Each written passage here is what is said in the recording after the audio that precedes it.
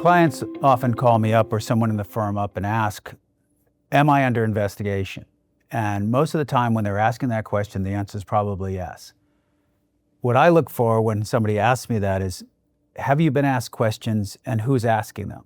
So if you're getting an inquiry from a state or federal agency or a law enforcement agency, the answer is either they're looking at you to gain information regarding someone else or they're looking at you to gain information about you. You should have somebody speak for you. Why is that? There's no such thing as a casual conversation with a law enforcement agency. There's no such thing as a casual conversation with a state regulatory agency. That investigator or employee is looking for information, and while they're talking to you, they are writing down everything you said so that they can use it later either against you or to obtain the objective that they want. You need somebody that can interpret what's being done and give a response that protects your interests.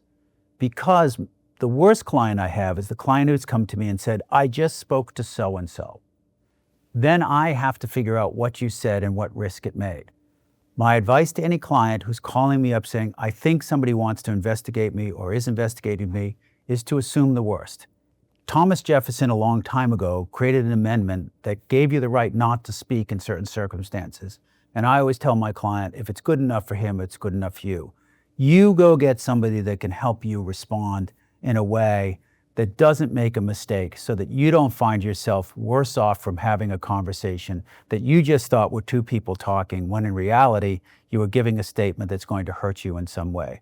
My job is to make sure I present your responses in the best light possible for you so that you minimize the risk and the harm to yourself, both economically and in those cases that are criminal nature, in terms of your actual liberty. I think in those cases, you should call an experienced advocate to help you out, and I'm here to help you.